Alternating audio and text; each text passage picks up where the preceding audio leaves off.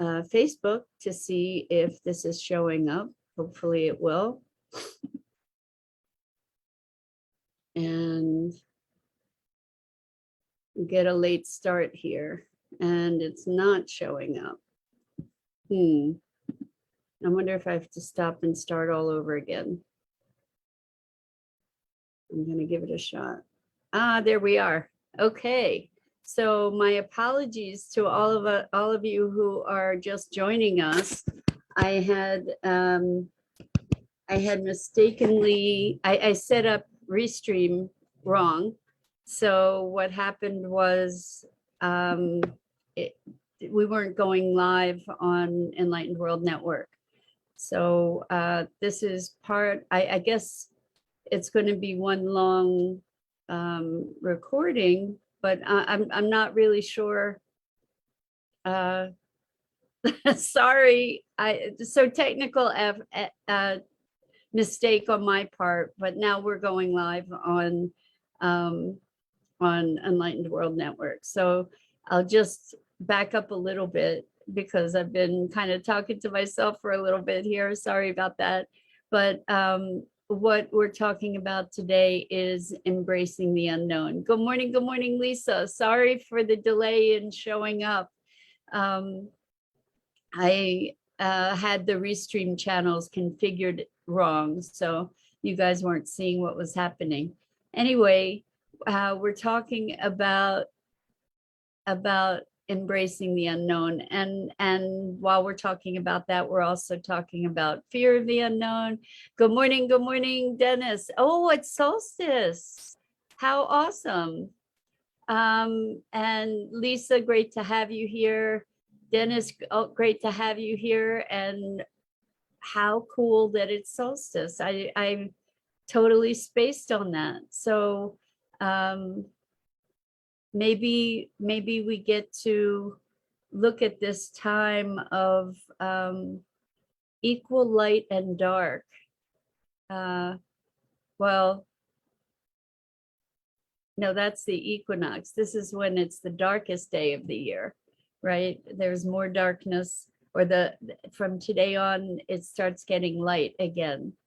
And, you know, embracing the unknown, I think people equate that with embracing the darkness, like being in a space of unknowing and expecting the worst and projecting that into the future.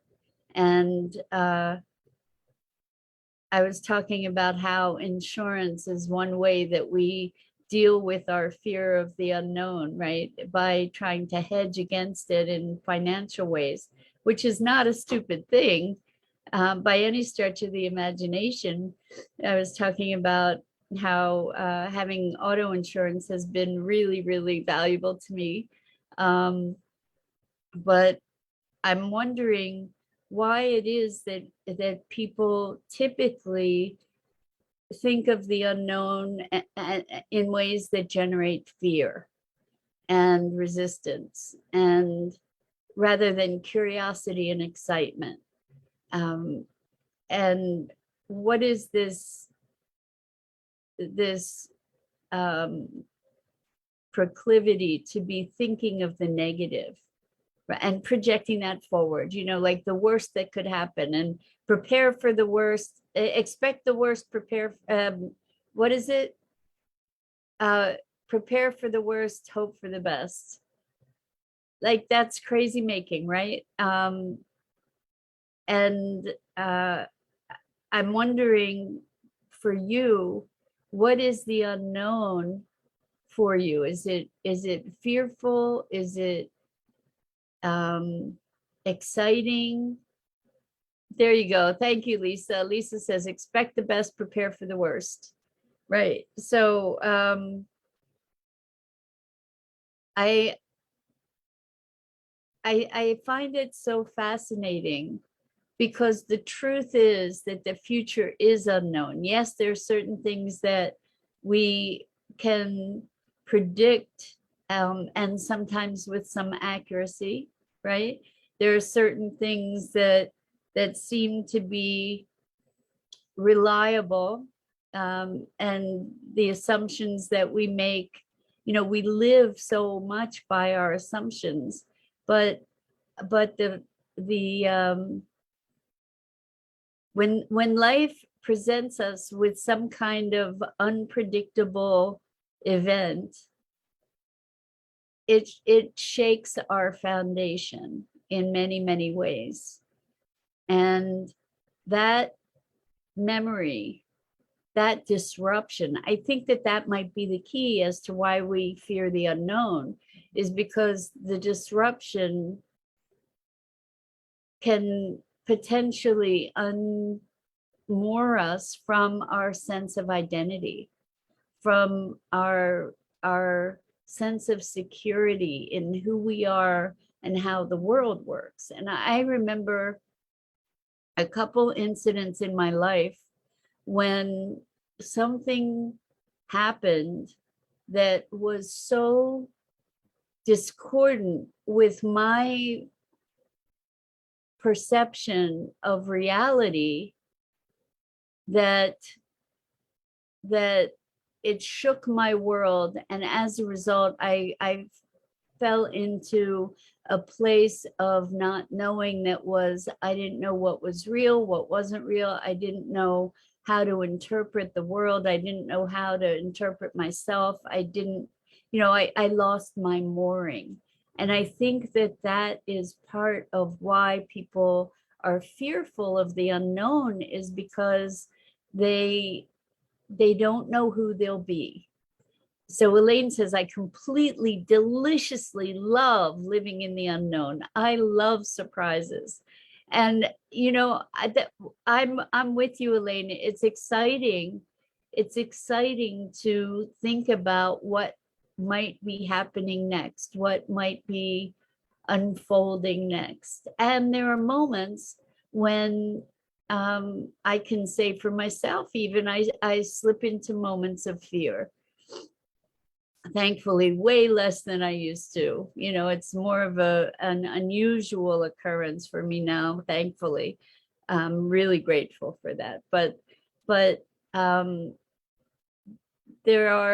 when we expect miracles, there are delicious surprises that awaken and open. And even one of the brightest lights in the world that I currently know has had moments of faltering as well, feeling like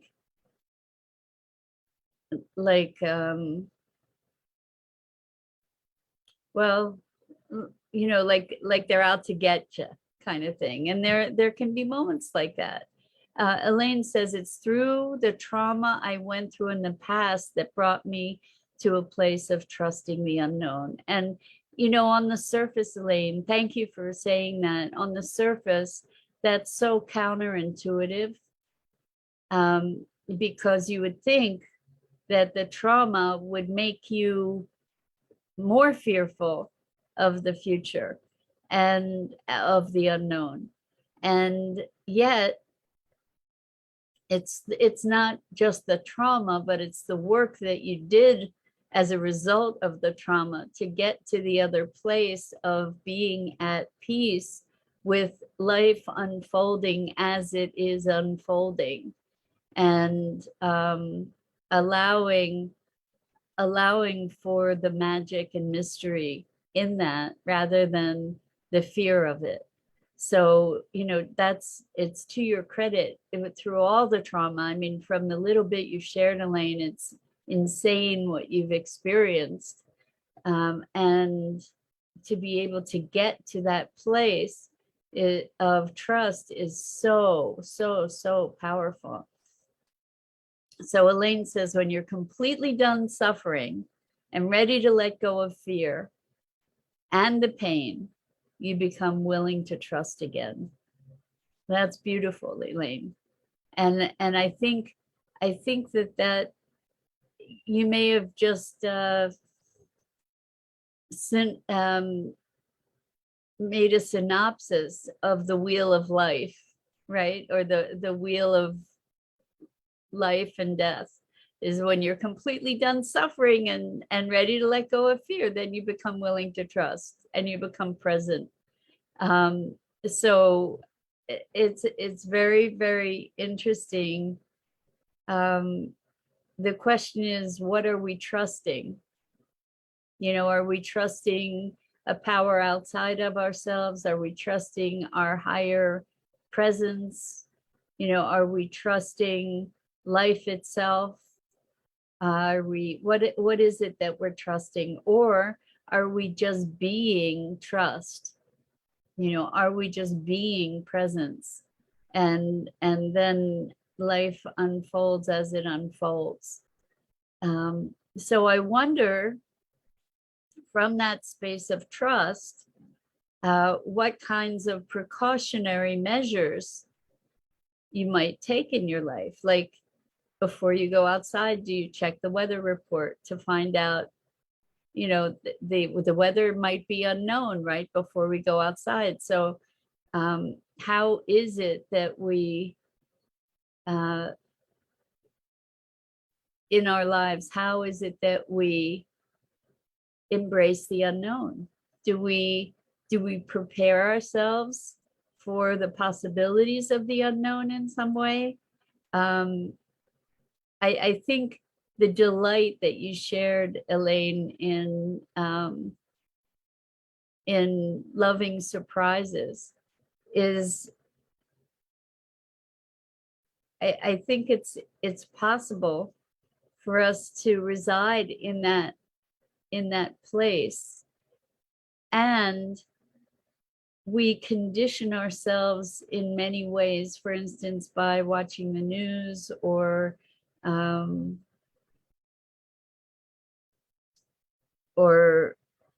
having all kinds of conversations with people. We can condition ourselves to expect negativity. We see a lot of negativity, or a lot of things in the world that we might interpret as negativity or negative. And then we take that information, we project it forward into the future. No wonder we would be afraid of the unknown. Elaine says, I trust myself to choose for my best now and live as peace in my life. And Elaine, I'm with you that the place to trust is trust oneself, to navigate. And I guess that what I was saying before about the instances where my reality was disrupted, is what happened was I lost my trust in myself and my ability to discern, my ability to navigate. And so what happens for people when they show up with this fear of the unknown, like, I'm afraid to do a session because I don't know who I'll be on the other side, is that there's some kind of attachment to an identity that feels in some way fixed, that feels in some way real, and that we cultivate attachments to these identities, and that when they are challenged, there's a disruption of our whole perception. And that in itself can be a profound gift. As we spend time meditating, for instance, what are we looking for? We're kind of looking for a disruption of that identity so that we can experience different perceptions and awarenesses. And, maybe through persisting trauma or recurrent or frequent trauma, maybe it gets us to a place of having to let go of those identities, to the place that we can just be present. Maybe we don't have to do it through trauma. Maybe if we learn to embrace the unknown, we can get there without having to have those identities stripped aggressively away from us.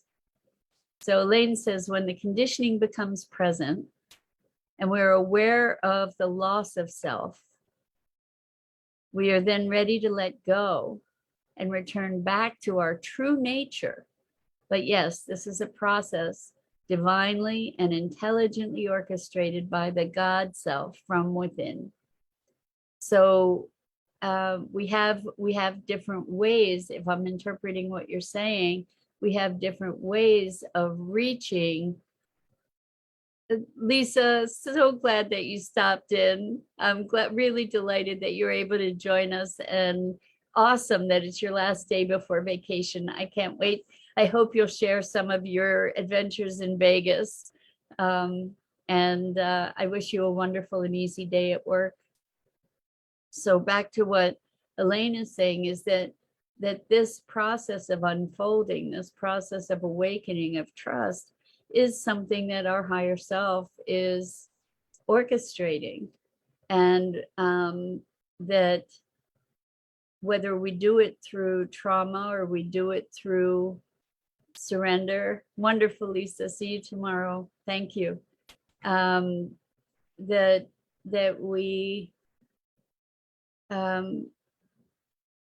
as we embrace life, and really truly, as the predictability of life is an illusion. Really, it is unknown. It is unfolding all the time. We just get a false sense of security by looking at the things that are predictable. But even if you look at quantum physics, anything could happen at any moment. Probability-wise, it's less probable that certain things would happen, you know, that pigs would have wings, for example. It's less probable, but it is possible.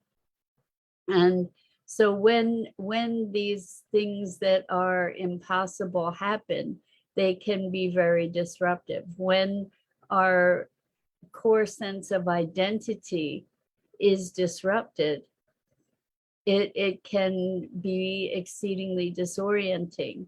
And that's really what it's about, is to find a way to navigate without a fixed orientation, which it's very, very, very interesting paradox, right? Because to navigate, you have to know point A and point B. You have to know where you are, and you have to know your destination.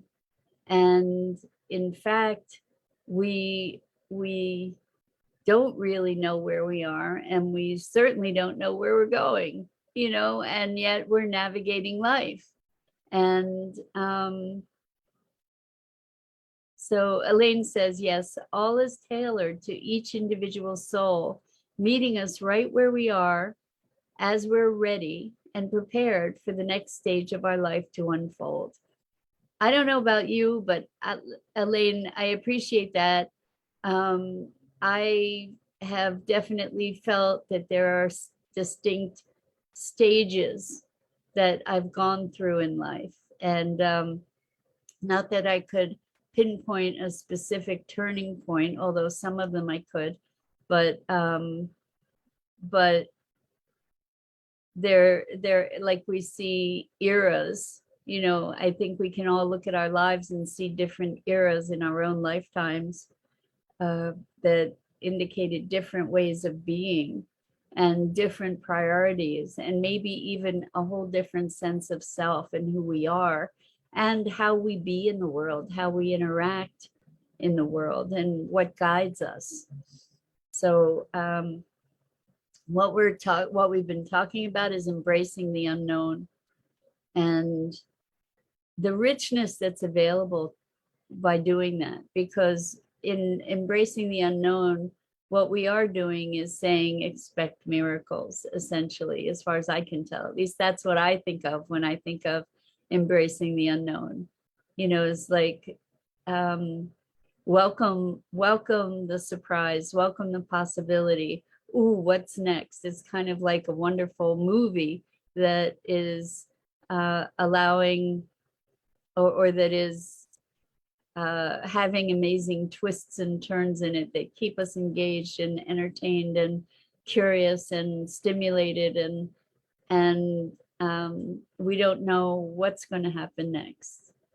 And by the more we open ourselves to the possibility of miracles, I think the more likely they are to occur. The more we loosen our grip, the more that we expand our matrix, or let the structures be fluid, the more possibility is available to us. And possibility is synonymous with the unknown. You know, it's like, what's possible? What's possible? Because what's possible is way beyond our ability to conceptualize.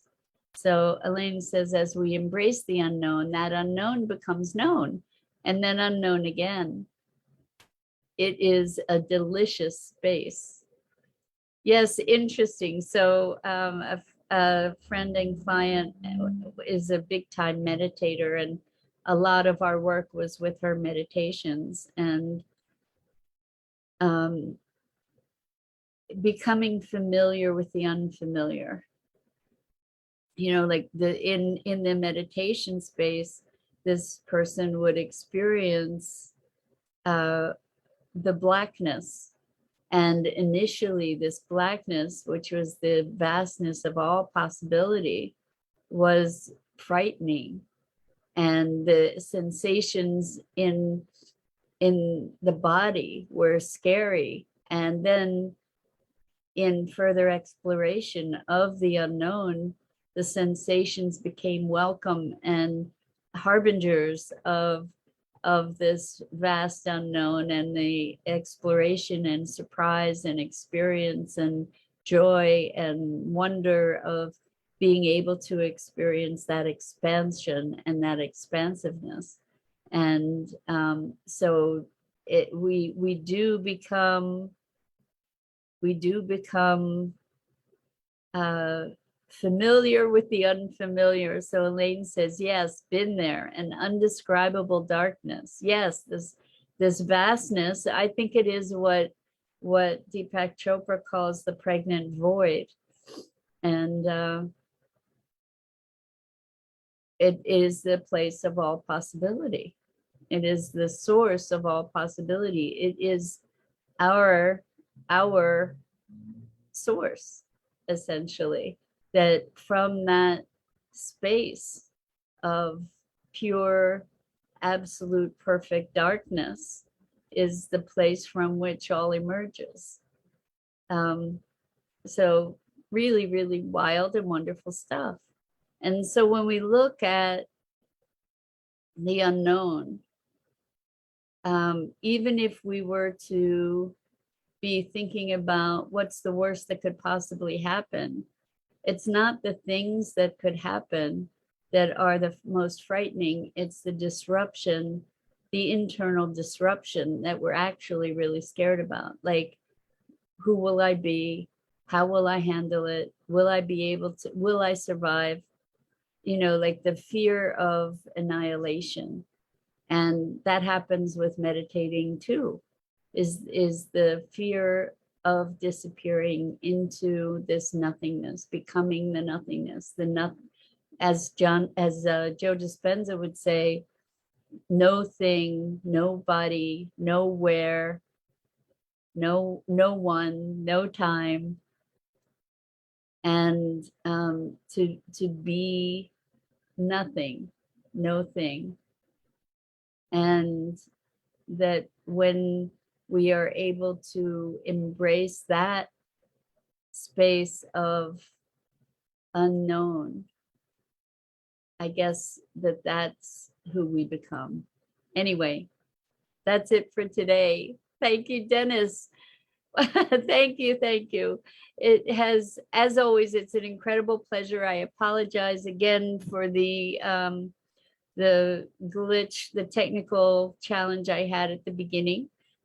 So that resulted in a late start. And so much love to all of you. Enjoy and presence yourself to this solstice. And Dennis, thank you for the reminder about that. It's a time of power, a time of big transition, especially if we say so, right?